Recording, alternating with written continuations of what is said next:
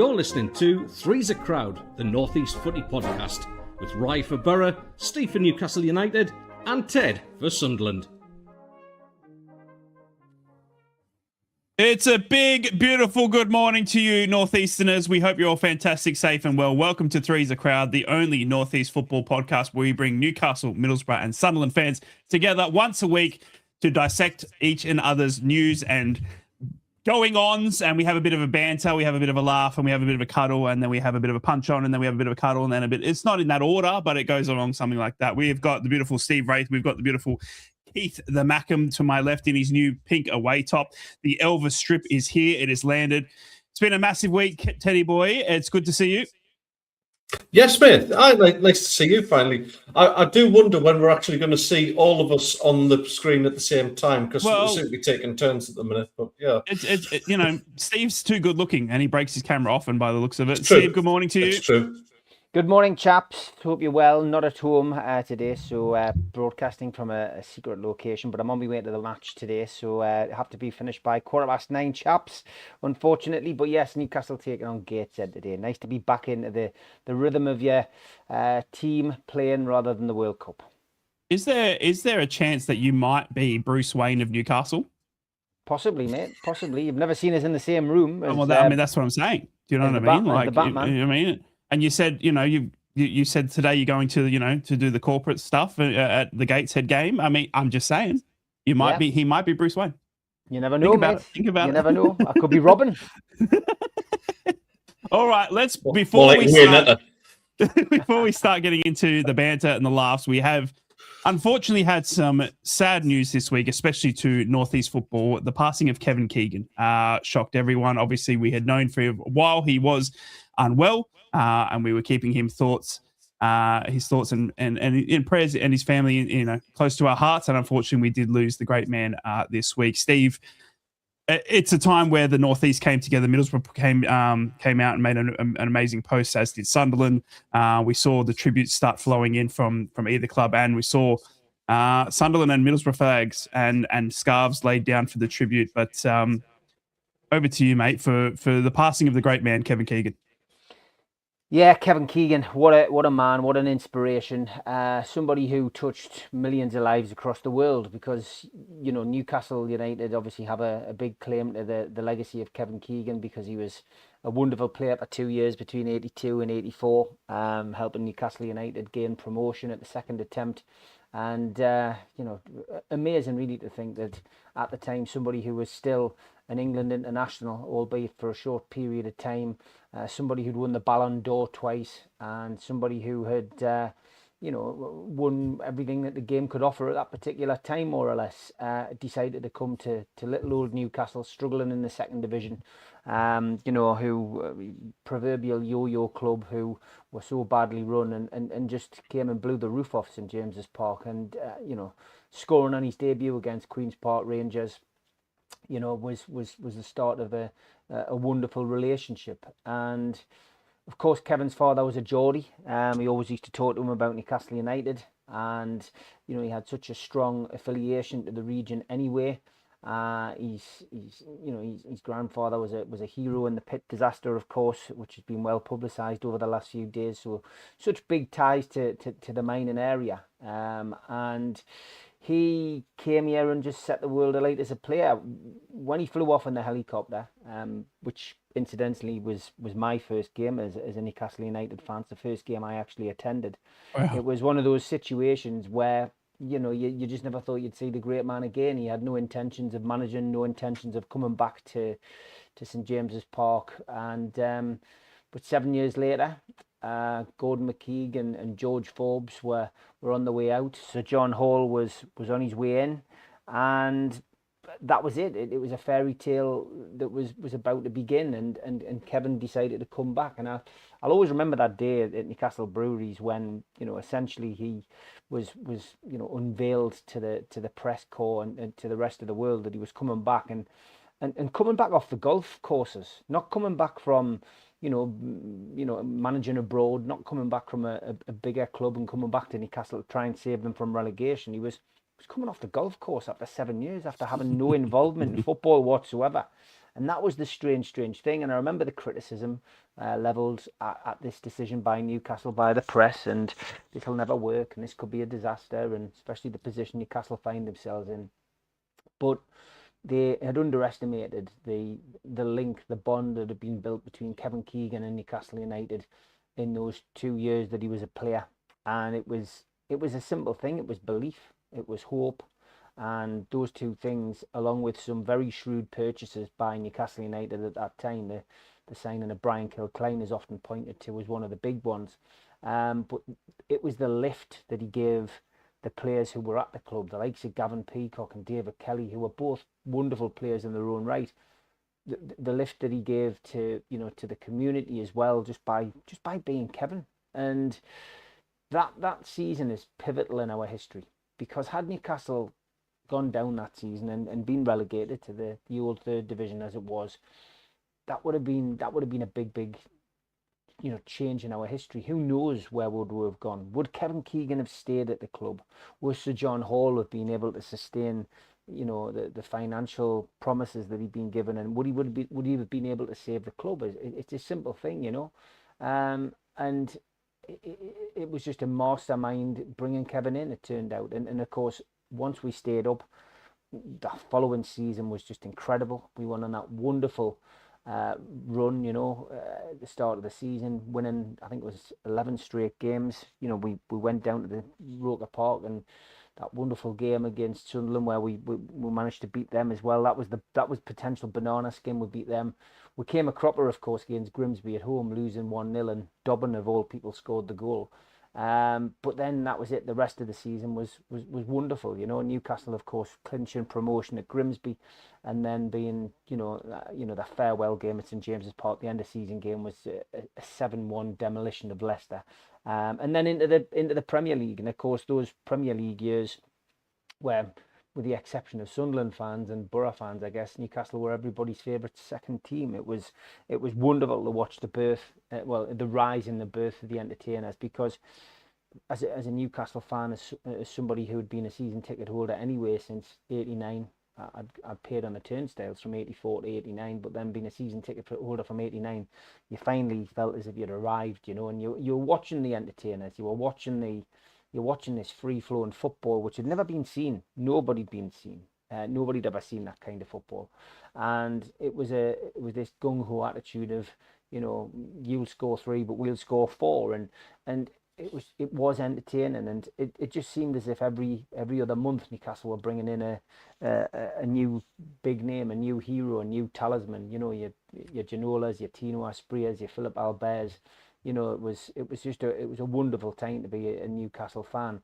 The ground changed. The new stadium plans were getting drawn up, and it just seemed as if you were living that kind of fairy tale. Massive waiting lists for season tickets. The crowd every match day was a sea of black and white, and all of that was down to Kevin. All of that was John always putting the money in, and John always finding the money, but it was the belief in Kevin Keegan and the entertainers. And of course, the one clip that's been played time and time again this week is that outburst against Alex Ferguson in that season that we should have won the Premier League but didn't, where he said, "I love it if we beat them." It was Alex Ferguson had made a comment about Nottingham Forest and Stuart Pearce, and the rest's history. It doesn't matter that we didn't win the league that year. It's as a Newcastle fan, it was still a great time, and we look back on that fondly, and that's why there's been such an outpouring of emotion and grief.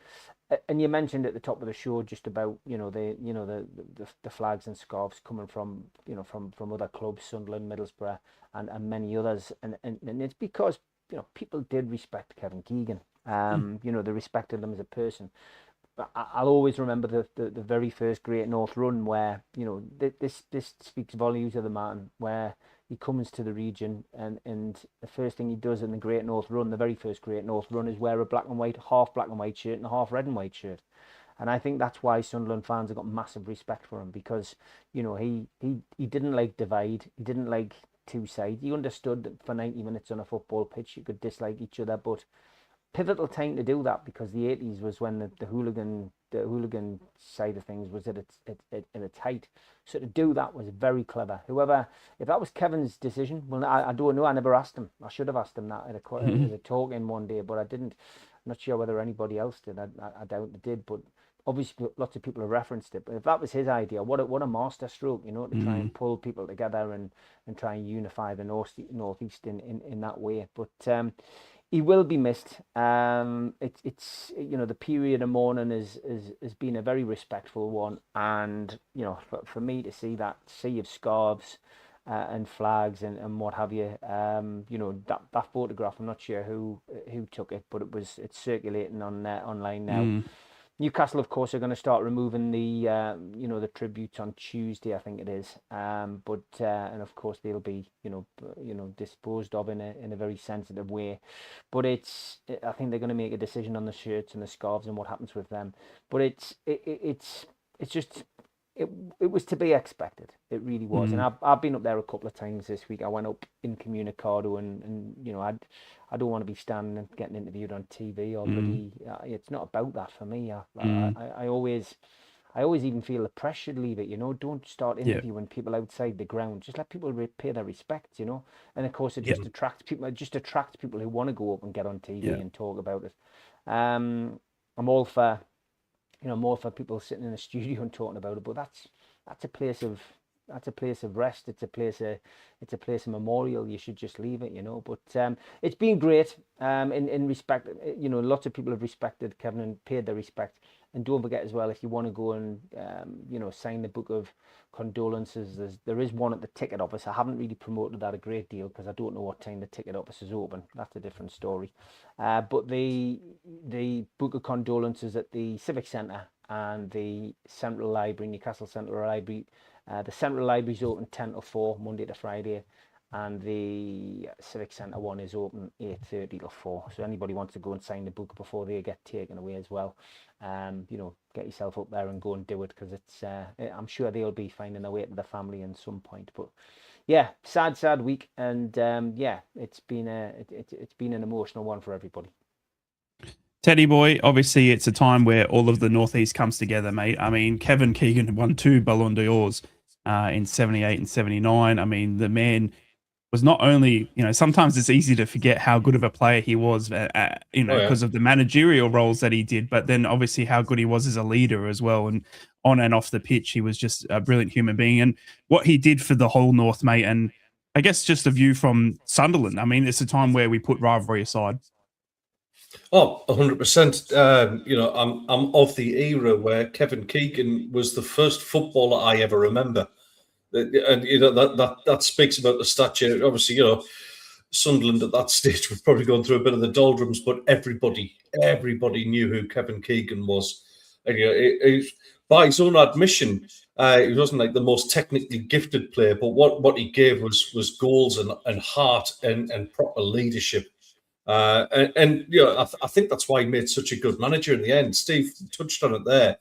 That he dragged that Newcastle team out of the doldrums, and to be honest, I mean, he led a renaissance in the club that he loved. You know, and it is a big pull when your family are from the Northeast region as well. You feel that affiliation, and Kevin got that with Newcastle United because of his dad and because of the links he had there.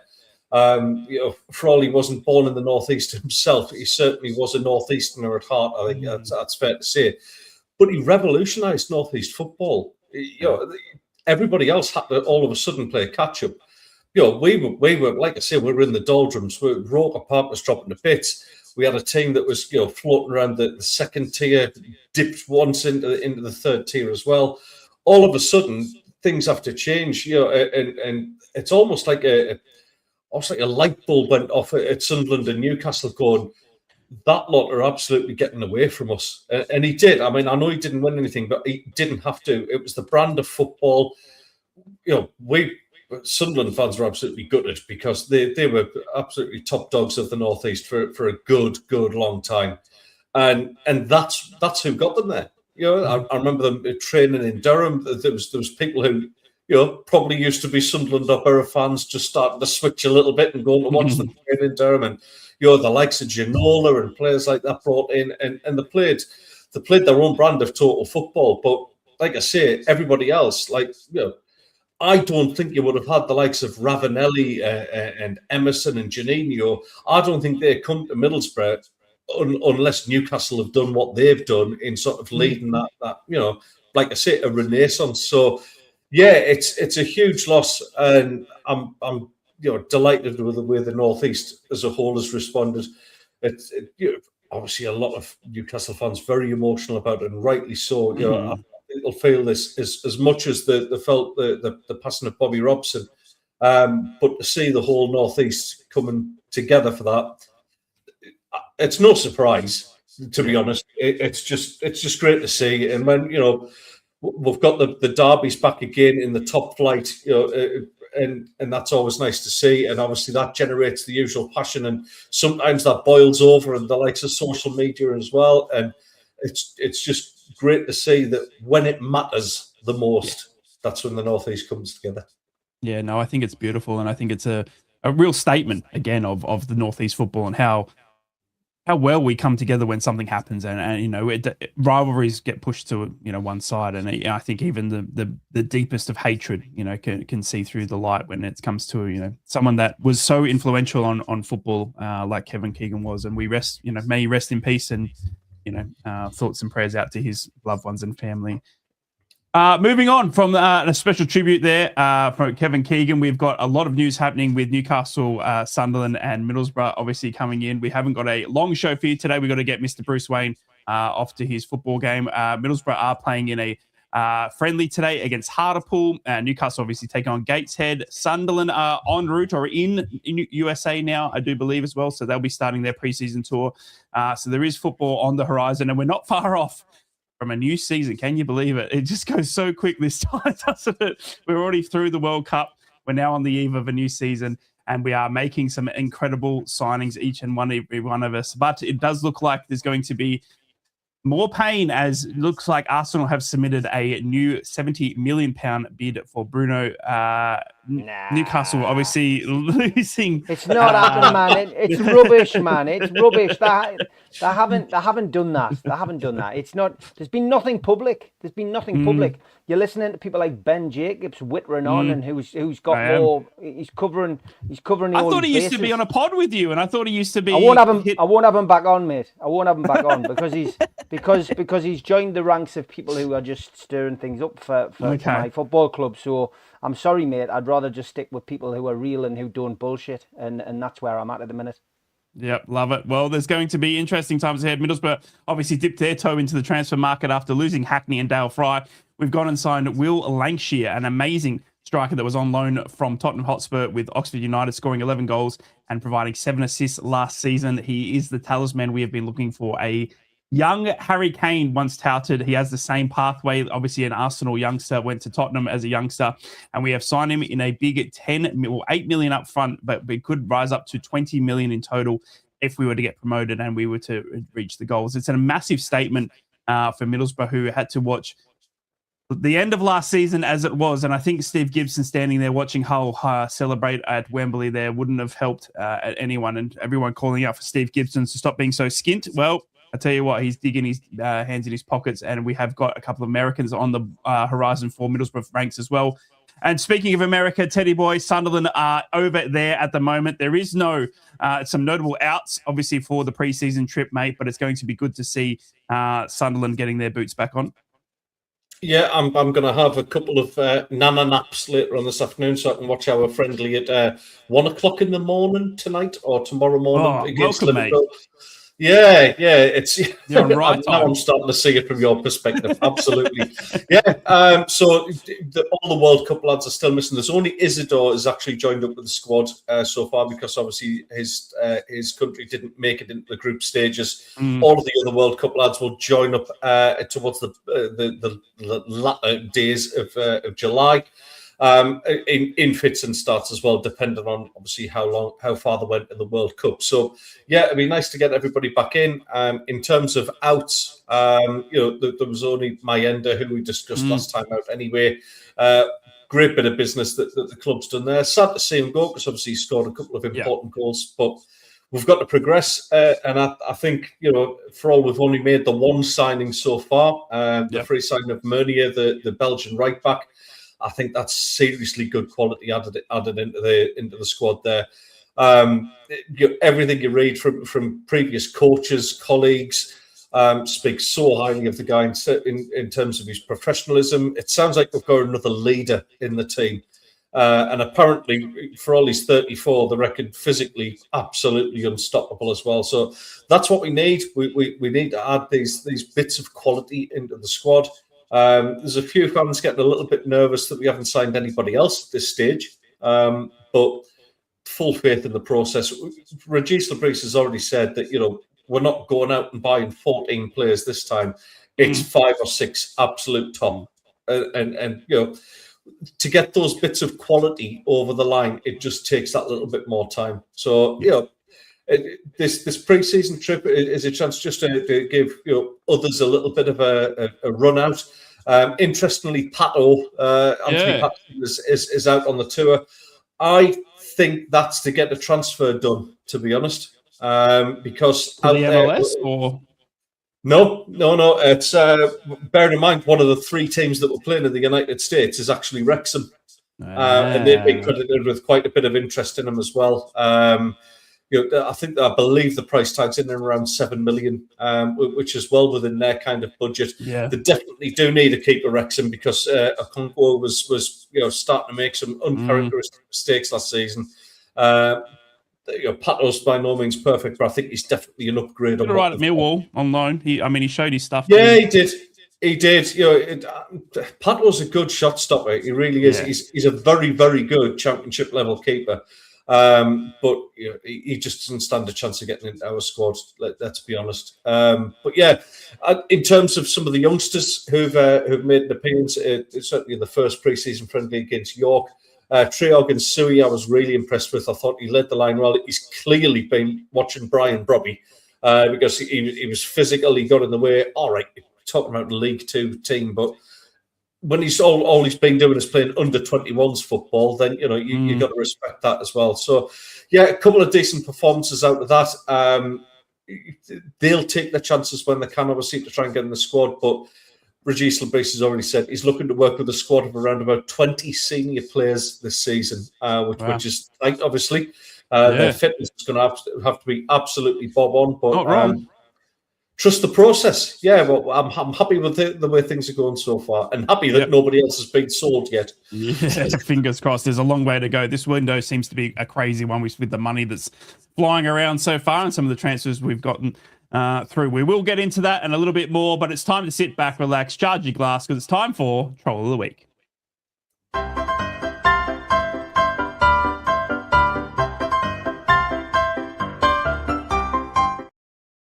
Well, because we're off last week, we've still got quite a surplus of World Cup ones, so I make no excuse for finishing off the World Cup. They're rowing home, Norway's rowing home. There was always going to be a backlash to that song, of course, and that was that this year's Trafalgar Square Christmas tree has just been selected by the people of Norway. And as a little side story, I tried to get an England flag, lads, for the semi-final, but the shops were sold out, so I bought a French one and I painted a red cross on it. Tuchel got some stick after this, by the way. That's for 66, he says. And Tuchel, you can't be doing that, mate. You're German. And who is Tuchel? There's been a few Scooby-Doo ones flying around. Gareth Southgate, perhaps?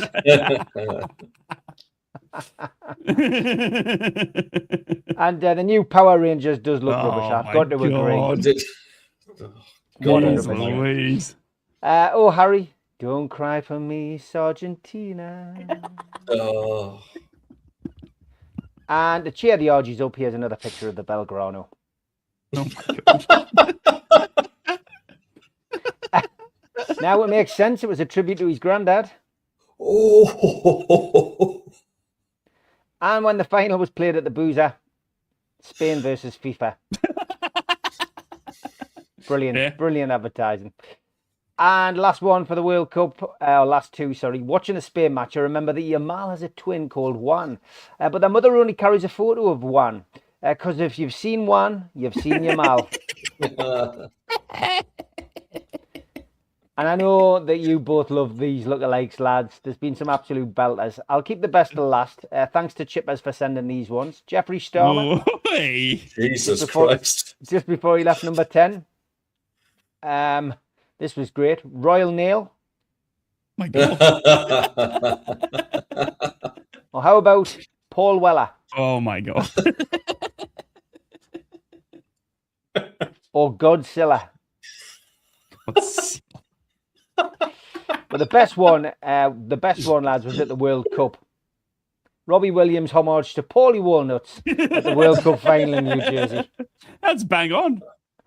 Excellent, that. Paulie just dropped something on his... No, he didn't. Apparently it was a mint. Of course it was, yeah. Anyway, I don't do my polos up with a credit card, though. Some news breaking, lads. A notorious arsonist has died recently. His mum paid tribute by saying wherever he went, he lit up a room. And this was brilliant on the Chronicles website. Viagra pills, 150,000 cash and 20,000 illicit cigarettes were seized. Will Morris says Geth'll be doing hard time. Stephen Lord Coldard says be a lot of hard people in Killingworth. Stephen Norris says that's a bit hard. I mean harsh. And Greg Stone says police are looking for some hardened criminals. It did go on. I could have taken up the show with the comments on that, but that was brilliant. Bizarre tweet of the week. Ant McParlin eating a curry was this guy's response to Declan Rice as being effing class. Just bizarre.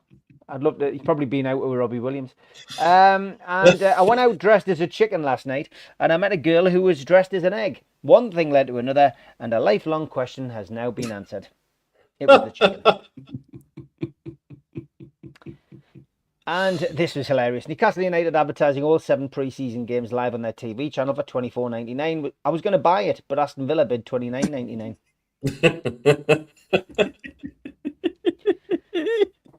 And 7 games, 1 pass was how they chose to announce it.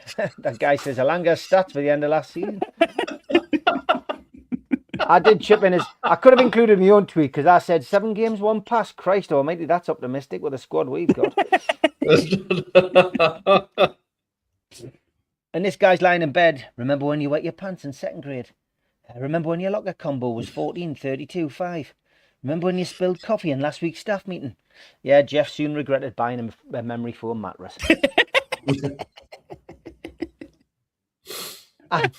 Not one for posting on here, but I had to share. 6 years sober from alcohol today. Cheers. Jesus Christ. Fucking Twitter. And the winner this week has to be this one for me. We've got a new Prime Minister in the UK. But the last time King Charles said the words Andy Burnham, he was telling his brother to get rid of some photos. If you've got any tweets, at Ted the Macam, at Enrictus, at Steve Wraith on Twitter, and I'm sure we'll pick them up.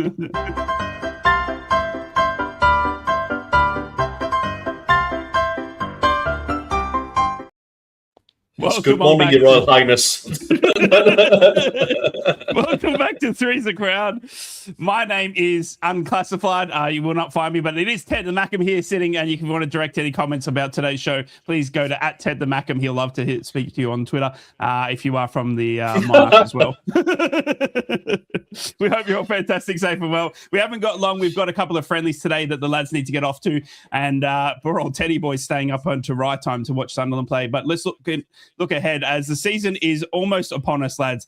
And the season's starting to shape up nicely for Middlesbrough, obviously getting Will Lancashire in the door, as we spoke about just before the break. We've also gotten Pert Harris, but today, obviously, the expecting news is Berhalter, the midfielder USA international, who is a best friend of Aidan Morris. Aidan Morris is obviously the player that we think the absolute world of at Middlesbrough, and he's his best friend. And if they're going to have a midfield combo, then why not get his best friend there?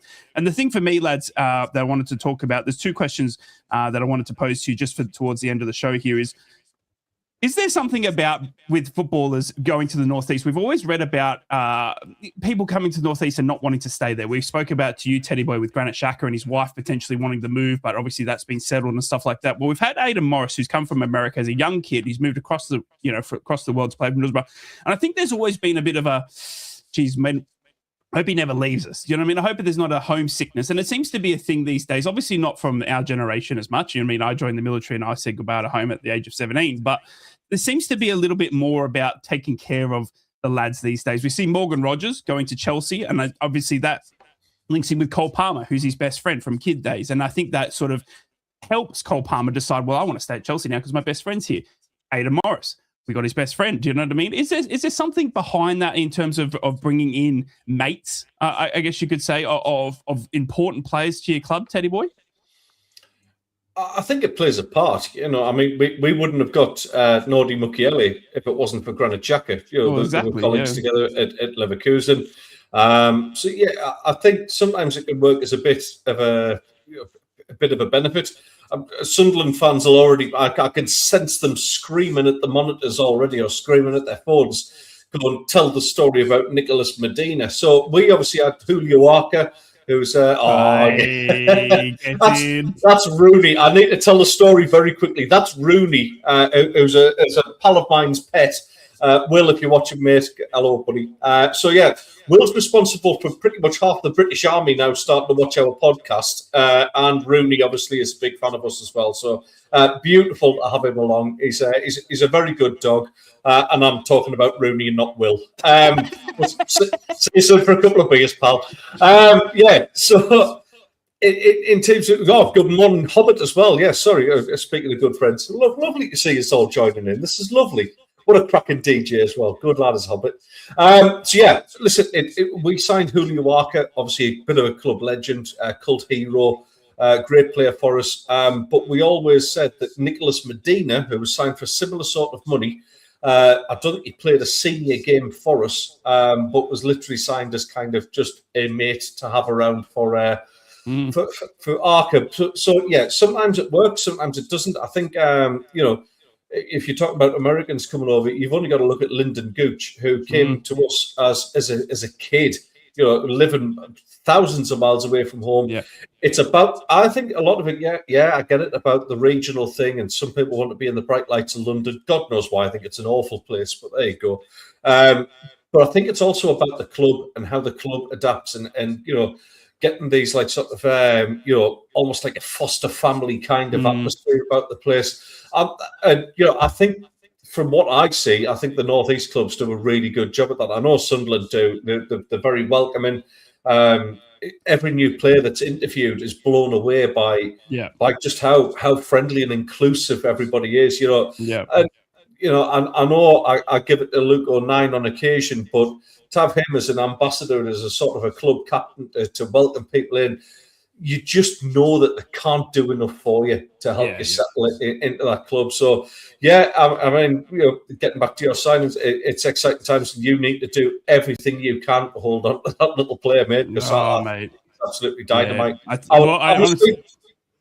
I would love to see him in a Sunderland shirt. I'm not kidding. I honestly think there is something to it. Steve, just quickly, obviously, your thoughts on the club signing mates, as we've seen, in the past, and the generation of players that make benefit of having someone from their childhood or a close friend playing with them.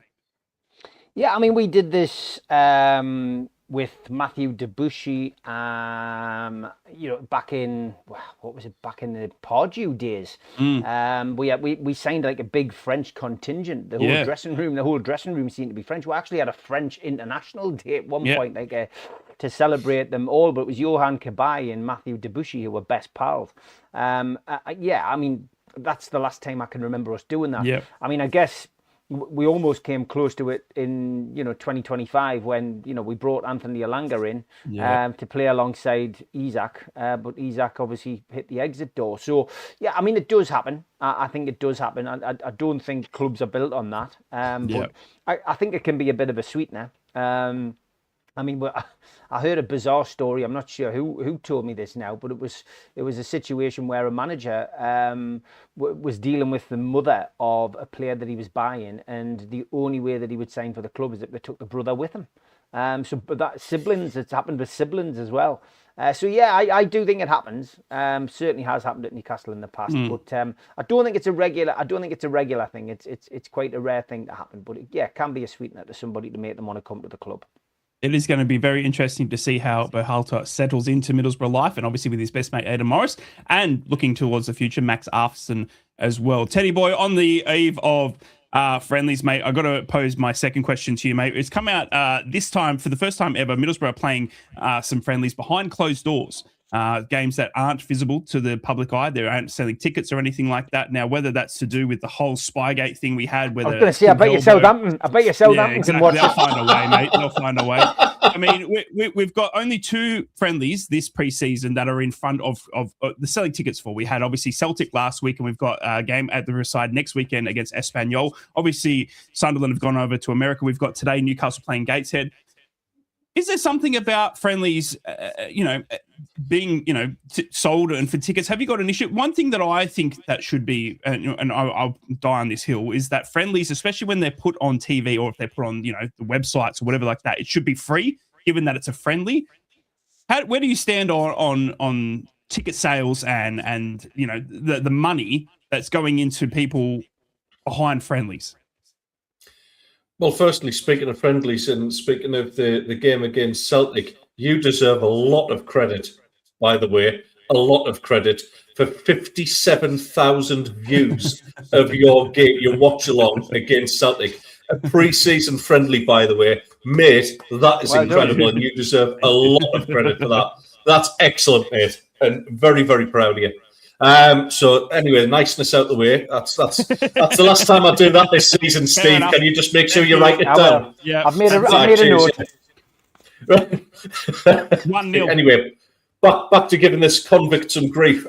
So yeah, listen. As far as it depends on what the purpose is of the friendly. Should it be free? Listen, if it's going to be all trialists, there's nobody going to pay for that. So yes, maybe offer it to season ticket holders for free. Maybe people who've bought the season tickets early, offer them as a little freebie, a sweetener, just to go along and see them. But for these bigger ones, yes, they are the kind of more to do with sponsorship and kit manufacturers than they are anything else. You have to pay to watch Sunderland at 1 a.m. Are you having to pay for that, like to get the feed? Of course, I am. Yeah, there you go. Okay. Not in Cyprus. Yeah. Yeah, it's a weird internet connection here. The only way to do it is getting it for free. Do you know what I mean? It's a friendly. I mean, you could have you got 2 teams. I mean, for instance, Middlesbrough versus Celtic, we had 7 first-team players out because they were sick, and because it's a friendly, they just said, "Well, we'll put the youngsters on," and people have paid to watch that. Yeah. I mean, that's the risk you take, though. Yeah. Am I crazy, Steve? Should friendlies, when they're being broadcasted on TV as a friendly, should it be free?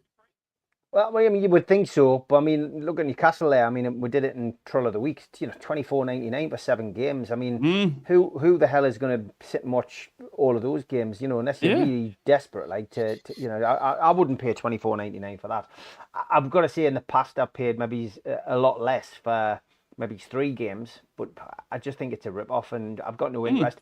And once upon a time, I would go to the friendlies at St James's pre-match. I've got no interest in going to them. I'm at every game during the season anyway. I've got no interest in going to those pre-seasons. I would, if I'd been able to get to Valencia or Bristol this time round, I would have gone, but I'm working both days, so I can't manage those. But I am doing Gateshead today, and I am doing Everton at Murrayfield. Yep. So I've got two of those games in. And again, it's a friendly, as you say. The one today, I'm really going to see some of the fringe players because there'll be 1 or 2 of the names that'll be there. I'll be very surprised if some of the lads like Walter Marder and Wisser are there. I'm not sure who's back from World Cup duty and who isn't. Yep. But there'll be players like Sean Neve, Alex Murphy, who will get a run out today. I'm sure that they'll goalkeeper Barnes, Lewis Hall, Yeah, Yowen probably Yoane, will, yep. he may well play today. So yeah, look, you're going to get a chance to see some. There'll be definitely some fringe players, and you want to be able to see some of these players play and get an idea of at least what their strengths and weaknesses are. Even though you're playing Gateshead, you're still going to get a chance of what to see what they're like. So yeah, I'm it'll be a good crowd today. Plus, I'm a Gateshead lad. I want to go and I want to put some money in the bank for Gateshead as well. No, it's a good attitude to have. Well, we haven't got long because we've got to get Steve off to that game. But what I want to do from you both lads is I want to get your expectations. We're about 3 weeks away from the start of the season. Can you believe it? We've come off the World Cup. I know that there's a long way to go now. In a lot of 3 weeks, both teams, all three of our teams could look very different. And I get that. But sitting here right now, if you were a betting man, I want to get some expectations of where you think your club's going to finish right now and what you think the ownership are sort of banking on or planning for with their aspirations, or I guess, how they've been active in the transfer market. From a Middlesbrough fan sitting here right now with the Will Lancashire, buying him for the 8 mil, and we see Berhalter and that, I think we're going for it. And I think we're pushing for that top two. We saw us sitting in second for the majority of last season. I think under Kim Hellberg, the expectation is that we are going to be there or thereabouts. I don't think it's a try and keep us mid-table. I think it is you get into playoffs, if not better, for Kim Hellberg. And I think, that's why, Steve Gibson's opening checkbook, it's 150-year celebrations as well this year for Middlesbrough. What a way to do it. So I think we're actually going for it. And I think that it'll be a disappointment if we're not in that top three, given the way Kim Hellberg is. Will it happen? Not too sure. We've got tough teams like West Ham and Wolves and all these guys that can big spend. But so far, with the way we're going about it in the transfer window, after losing the likes of Hackney and Dale Fry, we are really pushing, the checkbook out for the signings. Teddy boy, I'll come to you, mate. Sunderland's expectations. Obviously, you've got Europe as well. You've held on to Xhaka. There hasn't been many signings through the door, mate. So you can't really look at it from, I guess, a signings point of view, but they are to coming. What's the expectations for Sunderland this season in terms of where they finish in the Premier League mainly, I guess, but also in Europe now? Even taking into account for Europe, mate, the whole object of this season is once again survival. That's what the object is. We had a miracle season, a one-off. I don't expect us to finish up there again this time around. I really don't. You look at the sort of money that Spurs are throwing around. Chelsea are throwing around money still. I don't know how, but they are. So yeah, there's big teams. Really big teams start to spend an awful lot of money, and that's probably going to knock the pecking order out a little bit. So if we get mid-table, I'll be more than happy with that. I don't think we'll go down. I do think this season the three that have come up, it will be business as usual for the Premier League. The three that come up will go back down, mate. There's no fear about that. Hull City will really, really struggle, I think. I agree. Coventry, I hope they don't win a single game because I can't stand them. Absolute rats. It's going to be interesting, that one. Just a shit Birmingham, aren't they? What's even the point of Coventry? Yeah. Anyway, and Ipswich so three teams will go down. Yep. So three teams that came up to straight back down. Ipswich haven't learned. Their recruitment's exactly the same again. So the three that come up will go down. I think Sunderland will finish in and around somewhere between 9th and 12th. I think Newcastle will be in and around us as well this season. Another mid-table finish, hoping for Europe. Yeah. Hey, any dreams or aspirations for a run in Europe? It depends, mate. There's some fantastic teams in the Europa League this time around. So I'll tell you more when we get the groups. The groups will be announced on the 28th of March, I believe the draw takes place. So we'll look forward to that and see who we're getting. We might just see a Macam in Milan. Long way to go. Obviously, Steve, it's been an up and down, mainly down summer transfer window so far for Newcastle, losing the likes of Tonali and that. But I feel like that it has been a bit of a rebuild, if you were to say. And I think there's expectations now that Eddie Howe is able to, has learned a little bit, obviously going for the youngsters as well. You've had some interesting signings come through the door. Long way to go, but expectations from a Newcastle point of view? Yeah, it's a reset from Newcastle United's point of view. For me, it's the unknown, really. It's the unknown. It's they're certainly cherry picking some of the best young talent across the world, but it's whether they can play together. So I don't know. There's still some experienced players there. The big Willie Won't story, which you touched on earlier on about Bruno. needs to be resolved quickly, though. We don't want that to be dragging on until the 1st of September. No. I think we'll know when Bruno comes back, where he lies. I think Bruno gets a year extension and goes next year for cheaper. I don't think Bruno leaves now at all. I think he stays. I think if we got a ridiculous offer for him, 80 to 100 million, I think he goes. But I think anything derogatory like £70 million, which is the crap that's been stirred by some of these idiots online, is nowhere near. Twitter's bad, mate. Twitter's so bad. Yeah, but it's not just Twitter. It's people who should know better who are just talking crap. That's what it is. So yeah, for me personally, I think it's getting back into Europe the goal. I mean, would that be if you were the Newcastle owners, would you be sitting here going, right, Eddie, you need to get us back into Europe? It is. Well, look, I think people forget Elanga, Wissa, Walter Marda were all bought for the best part of 200 million. You're telling me that Eddie Howe, without Europe, can't get a tune out of those three players. I think Newcastle will be the surprise package this year. I think Newcastle will get Europe this year. I think, but it's all dependent on these new players coming in and whether they hit the ground. If they hit the ground like Sunderland's players hit the ground in the Premier League last year, then Newcastle could be a surprise package this year. Don't write Newcastle off. I'm not saying they're going to finish in the Champions League places. Yeah. What I'm saying is they'll be within the runners and riders for Europe, certainly. But if these players don't click and the players that we signed don't click straight away in the Premier League, then Newcastle will be the same as Sunderland. It'll be a mid-table finish at the moment, but still a long way to go in the transfer window. Massively. There's no doubt about that. It's obviously big couple of weeks ahead as we get into the eve of the new season. Can't believe it, but we will be here every weekend right here on Three's a Crowd. We'll be bringing you the best content from the three Northeast clubs that we can and all the news and breaking news. And we'll also have a bit of banter. And Ted's already used his one nicety on me, so you're going to have to stick around to see how mean he is to me over the next couple of weeks. Ladies and gentlemen, I might do one at Christmas. That's all we've got time for. We have to get Mr. Bruce Wayne off to his game. Good luck if you are a Middlesbrough fan. We'll be playing a closed-score game against Hartlepool today. Sunderland will be playing over in the USA. They have got a friendly at 1 a.m. Cyprus time, so good luck if you were staying up for that. And obviously, as Steve has already alluded to, Newcastle are off to Gateshead, and you might be able to tune in and watch that. And we will see you all in a couple of weeks, obviously, for the start of the season. We'll be back next Saturday right here on Three's a Crowd. It's bye for now. Three's a Crowd podcast will return. That's not a threat, it's a promise.